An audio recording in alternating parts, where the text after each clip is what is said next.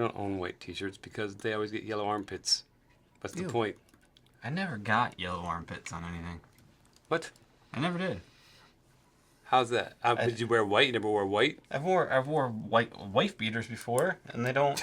They don't have armpits. Yes, they do. No, they don't. Yeah, I'm fat. They go right here. If I wear a tank top with no sleeves, I don't get stains in my armpits and my sleeve of the You shirt. don't think that they would get stained? I'm really special that way.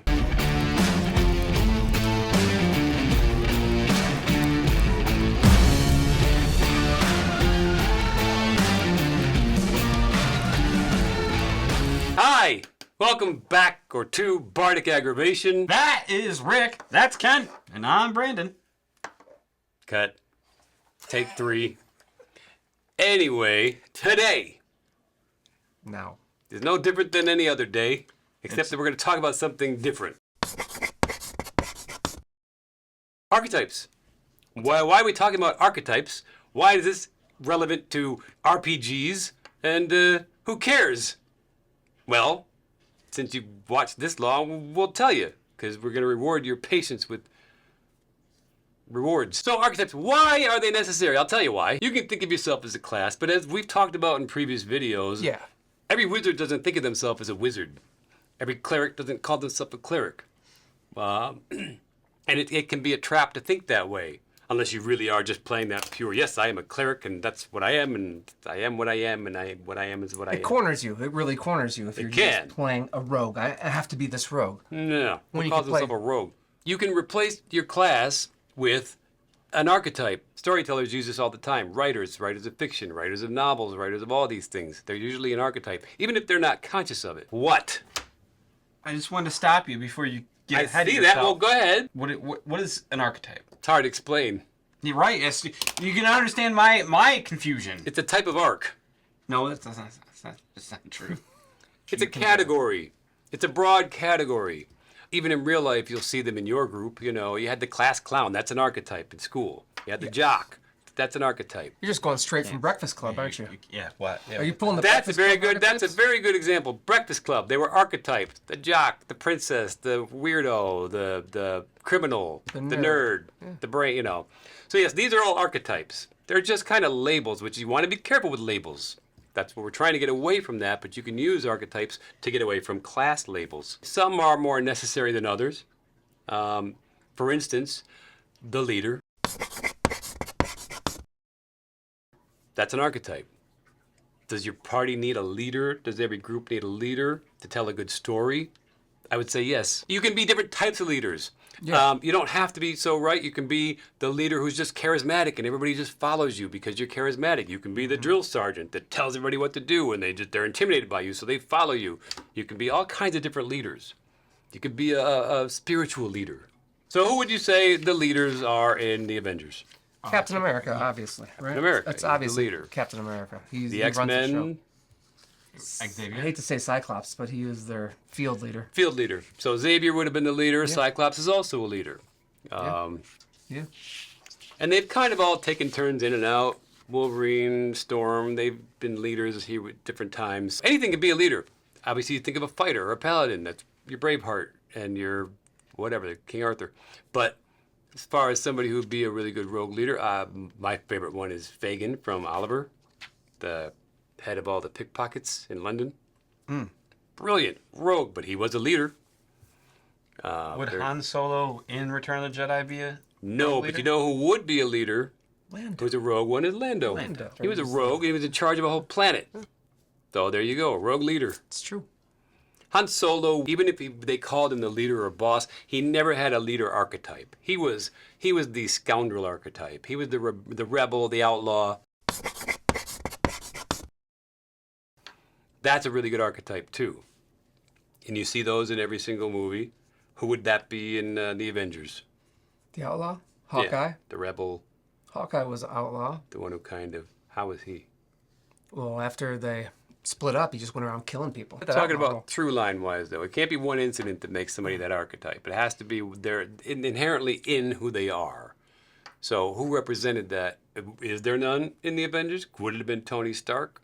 Does he kind of just buck authority and Not, but then I know he didn't in Civil War. No, That was a twist because you were shocked by that because normally you would think, oh, he's not going to follow this fucking mandate because he's Tony Stark. Originally, they were like, you need to hand over the Iron Man to the government. He said, Right. no, Said no. the Iron Man is me. I'm me. Right. No, so I'm creating my own rules for this. I do not agree with you. So he's kind of like creating his own law outside of the jurisdiction of the US I would government. say yes, for sure. I mean, in the Hulk form, the Hulk clearly does not play by any rules at all. They can't control him. Who is the archetype of that in the X-Men? The rebel, the one who doesn't, probably Wolverine. Yeah. He doesn't play by the same rules as everybody else. True. There's plenty of ways to play that archetype. What are they, Brandon? To play the outlaw archetype? Or the rebel, or just somebody who goes to the beat of their own drum or doesn't follow rules. They don't have to be a criminal necessarily, but they can be. You could just be different. Bye.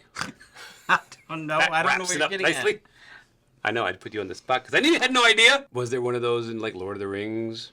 It could be Pippin or Merry. Which one was the one always getting in trouble? Both of them. Well, one was even Pippin more was the so. one that was in everything. So he would kind of be that, where he just doesn't. They just don't conform. They just can't behave, but they're fun and you love them. Sometimes you don't. But who doesn't love Han Solo? Who doesn't love these characters? There's characters in many novels. I mean, you have in Game of Thrones. You have many of them. Quite a few of these outlaws, rebels, Arya Stark, Tyrion Lannister, Bronn, quite a few. Because they're interesting. You want to be careful with that one because if you take that too far, you can end up rubbing the party the wrong way. You can end up being that lone wolf thing. You don't want to participate. The lone wolf. Ooh. That's an archetype. The orphan, that's an archetype. Yeah. That's a really tough one to deal with. We're going to make that its own video because that's a conundrum. For a lot of people want to play that lone wolf. They want to yeah. play Wolverine and Batman and House MD and whoever else. They're fun characters, but they're usually handled really expertly in the hands of a screenwriter or a novelist. Mm-hmm. They don't always have to be part of the party to make that character work. It might be a good idea if you're doing like a solo campaign, like running yourself through your own campaign. Maybe you do it there. Who does that?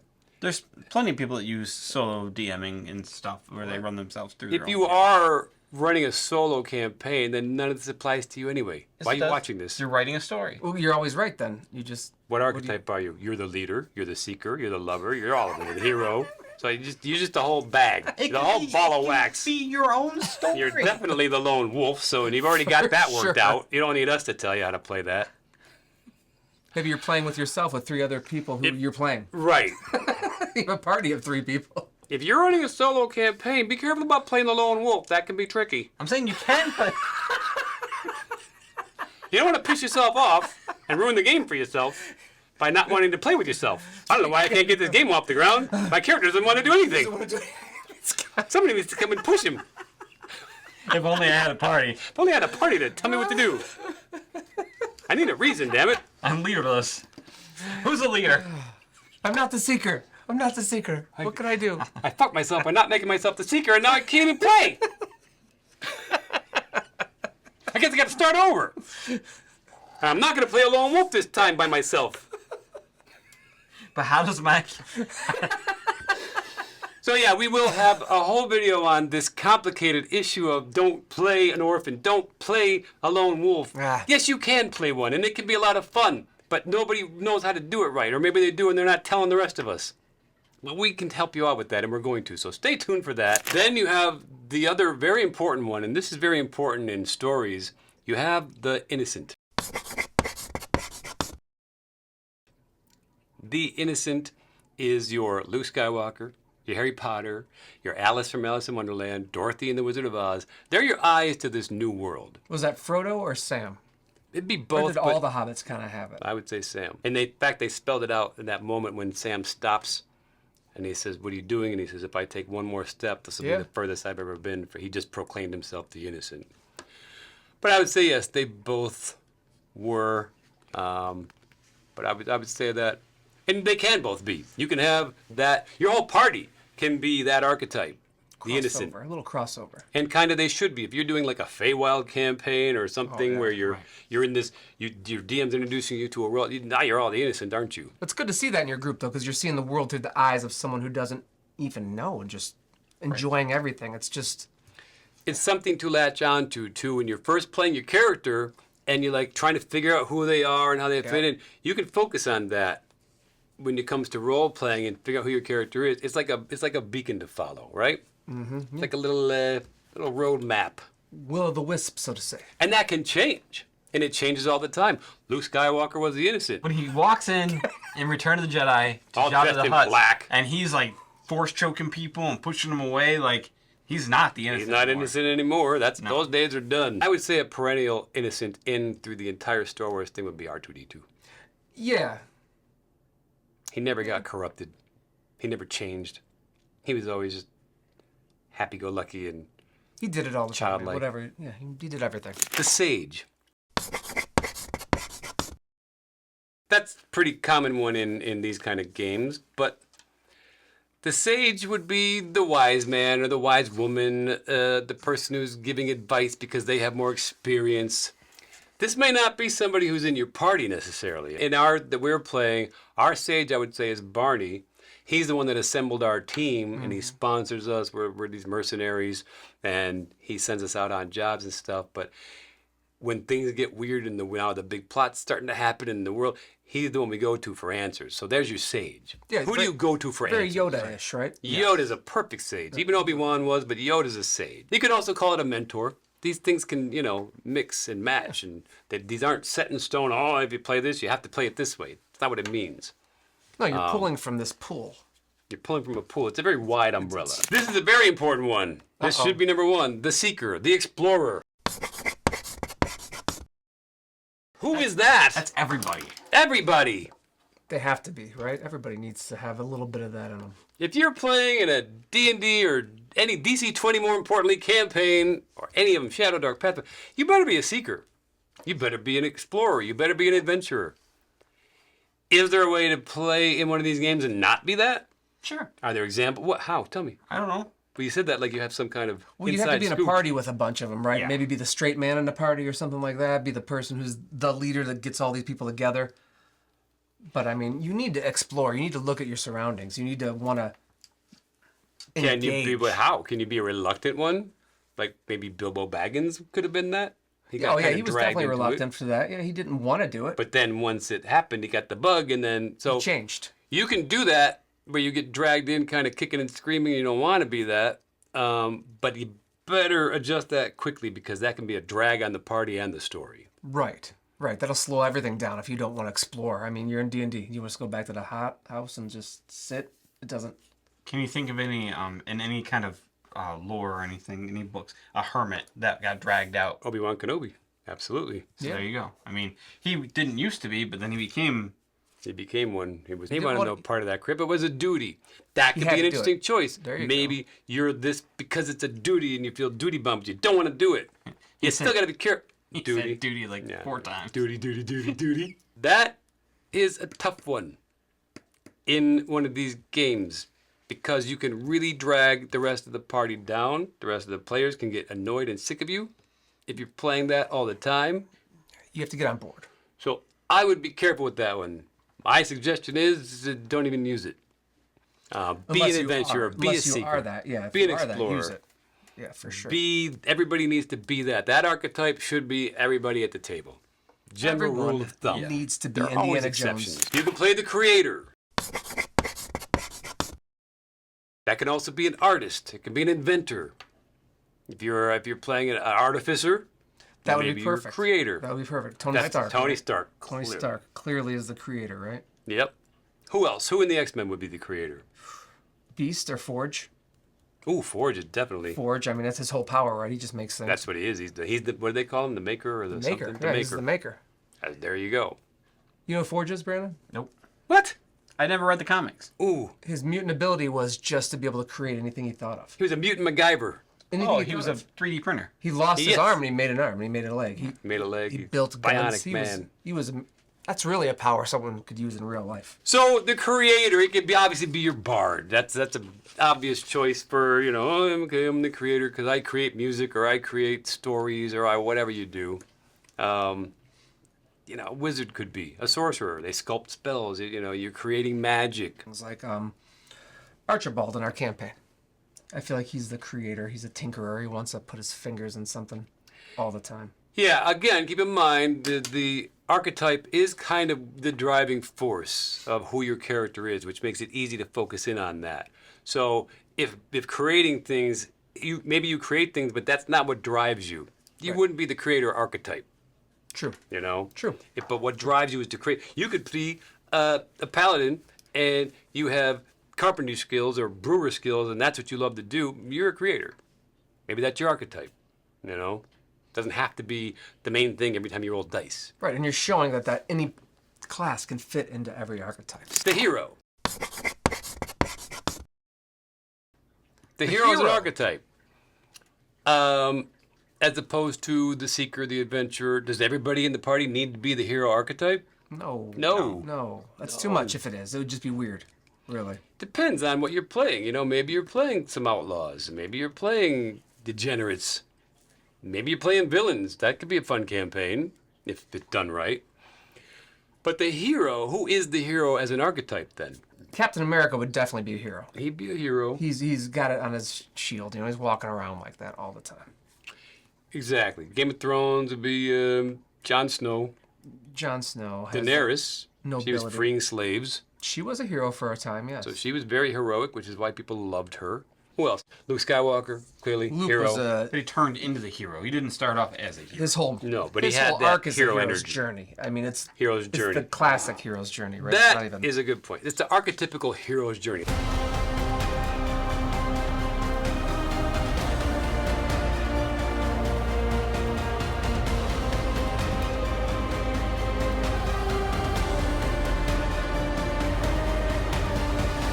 That's Harry Potter. That's Dorothy in the Wizard of Oz, right? She gets in this place where she's the innocent, but she heroically changes everything for the better, especially for her little companions there, and all the Munchkins.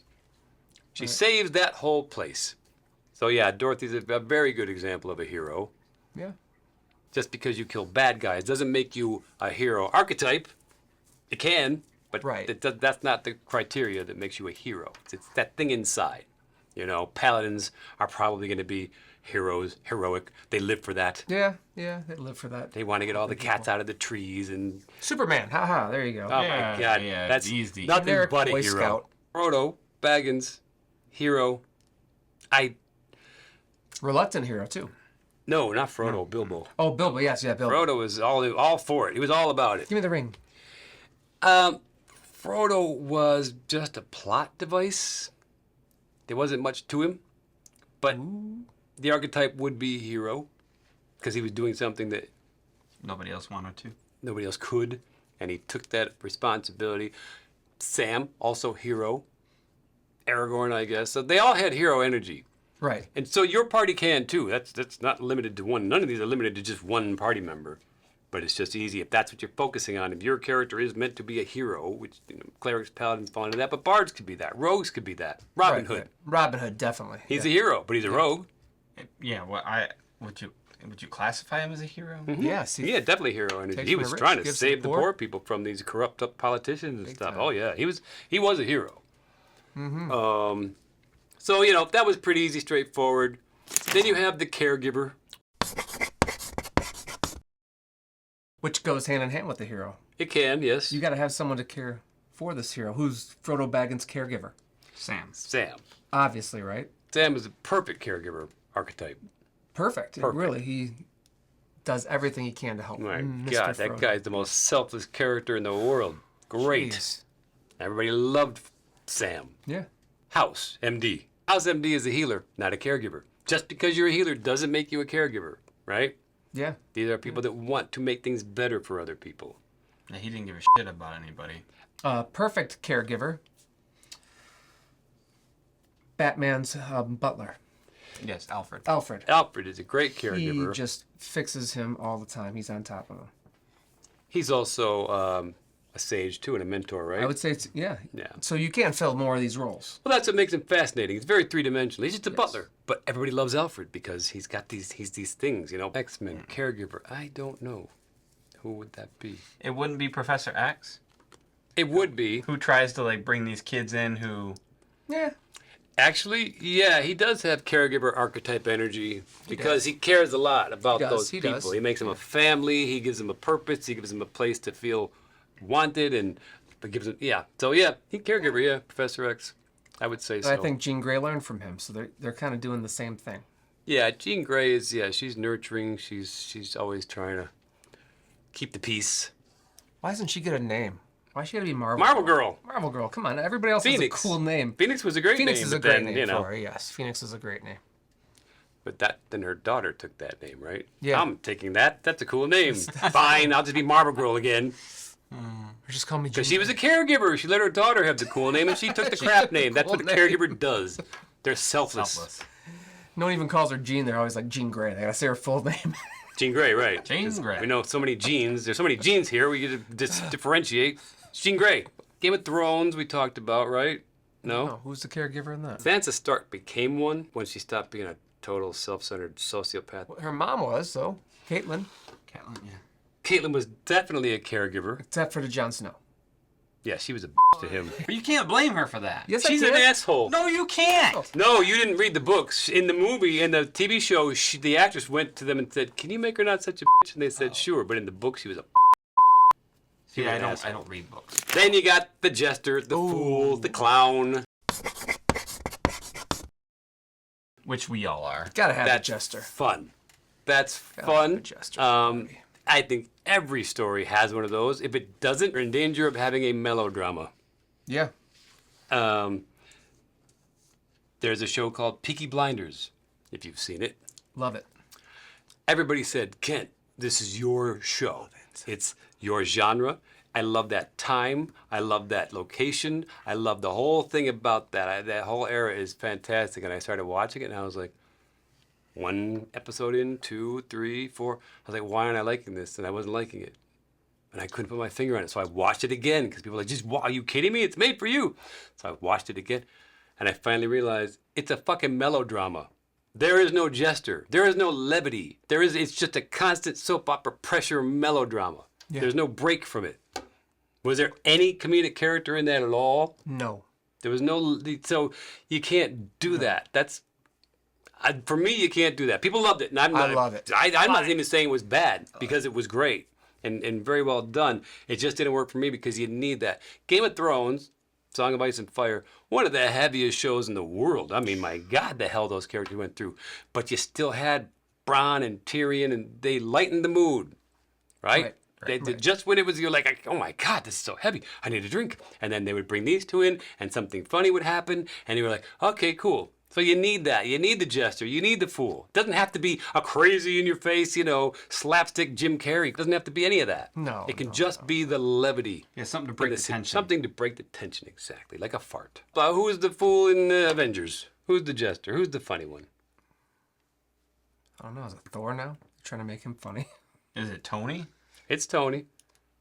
Because he's always trying to make quick quips. He's very witty. He's very quick. Yeah. So I would say Tony Stark. And yes, I would say Thor. But Thor, I don't think that's his archetype, though. No, but I think He's not trying to be funny. I mean, Loki in the Thor movies would be the clown. Yeah. The Loki- trickster, anything trickster-wise. Loki that's would be it. fun, light. They don't have to crack you up. They just got to be light. Right. Light in the mood. Right. Um, But Deadpool 100% in the Marvel movies. Deadpool's a total Deadpool jester. is Total clown. over the top even. Yeah. Maybe too much at times. He's definitely got that energy, that jester energy. Game of Thrones, like we said, Tyrion Lannister. Yeah. Definitely jester energy, fool energy. He's very Shakespearean in that regard. He makes fun of himself a lot. And Yes. goes with it because he knows. He knows. Well, yeah, when you're, you got to make people laugh so you don't get beat up and bullied. Right, for sure. In Lord of the Rings, clearly, the two, Merry and and Pippin, Merry. there are your jesters right there. You needed them because that was so damn serious too. Yeah, they were great in that movie. They They brought a lot lightened to the it. mood, and All everybody the got mad at them when they did it. Yep. which made me not like the others. Like, leave them alone. At least they're making somebody smile. You guys are so serious all the time. I know you're trying to save the world, but fuck's sake. Harry Potter, Ron is the clown. He is a fool. I wouldn't call him a jester because he's not trying to be funny, but he is the fool. He's the one that, Right. if you find that stuff funny, he'll make you laugh. He's the idiot. That can also be the funny clown one. They don't always have to be Idiot trying to savant. entertain and trying to make people laugh. They can just do that accidentally. Like me, all the time. There's some self-awareness for you. Daily dose of self-awareness via Brandon. You want this in your party, but here's the trap with that one. If everybody's trying to be the clown, now you got a mess. Yes. So let's be careful, people. Yeah. Legends of Evantris, who we talked about 2 videos ago, or 3, whenever this comes out, they all make each other laugh. They're all kind of jestery. Not their characters, though. One of them, maybe 2 of them will be that, and then there'll be a comedy duo, but usually the other ones balance them out. So they're all funny, and they all make each other laugh, and they make us laugh watching them. But if they were all trying to out-clown each other, now you got a problem. That's with any of these things. You got what happens when 2 people want to be the leader. You get 2 parties. Now you got problems. Somebody's Now got... you got a lot of problems. Because when you try to be the leader and you're stepping over everybody else's toes, now you have an issue.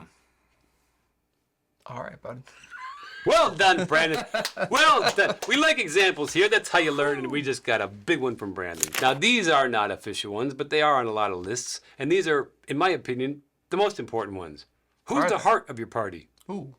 Who's the heart? Who makes it beat? That's important. Who's That's the very heart and soul important. of your group? Wow. Who's the heart of the party in Lord of the Rings? Sam. Sam. Sam is the heart for sure. Sam is the heart of that party. Yeah.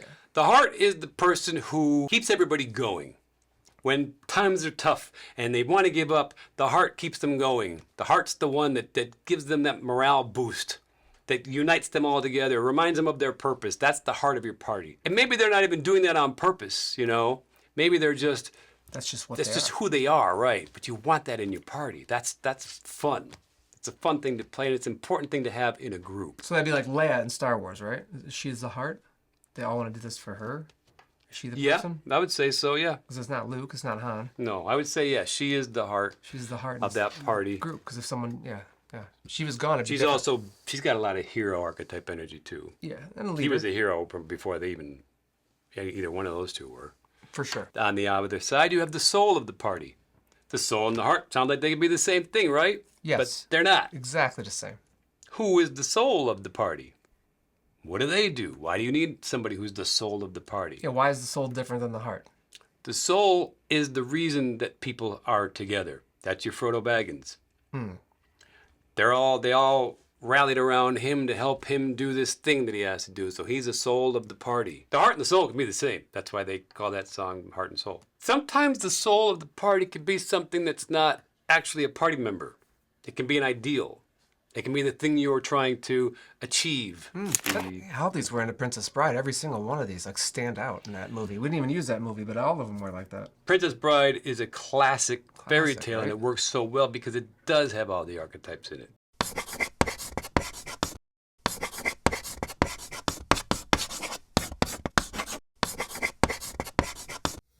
Wesley. The innocent was Wesley, and then that changed. But he started out as the innocent. The whole world got turned upside down. Yeah. Just Buttercup, the lover, for sure. Oh, yeah. Both of them, they're lovers. Both of them. Inigo Montoya was a couple of things too.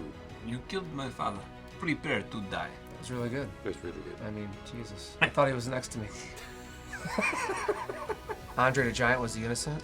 He was the innocent. He He was was, the the heart, too. jester. Oh my gosh. He was all those things. Did they have a sage or a mystic? The mystic was Billy Crystal. Yeah, He was the sage. He's like, he got. he was the sage. It's weird how sometimes these are so easy to find. And then sometimes you got to actually think about it and push stuff aside and be like, it's not this person. Right. And kind of eliminate things to really pick the right person. Right. Well, because you asked earlier, what is an archetype? It's what defines a person Yeah. in one thing. Because nobody's defined by one thing. I don't know if those people actually exist. But for you're playing a character and you need to start molding it somehow, this is a great place to start from. Who is the archetype? They can change that. Luke Skywalker. So you're saying pick one to start and then blend in other Then ones as blend you in. change. Yeah. If you're having trouble, you might know right away, my character is this. And then ask yourself, Yeah. what would the others? We do this at our table. So you go on this archetype, we put it on the whiteboard and blah, blah, blah. And that's what you're kind of trying to play towards. And then about 5-10 sessions in, we go, all right, we're going to ask everybody else, who do you think is the heart of the party?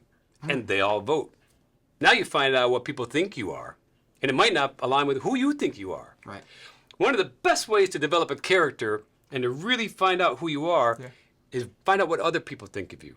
We do that with a voting system. Everybody has a numbered card and everybody has that number. And they just flip it up so it's nobody's basing off of anybody else's opinion. And you go, oh, everybody thinks I'm the clown? I thought I was the brains, you know.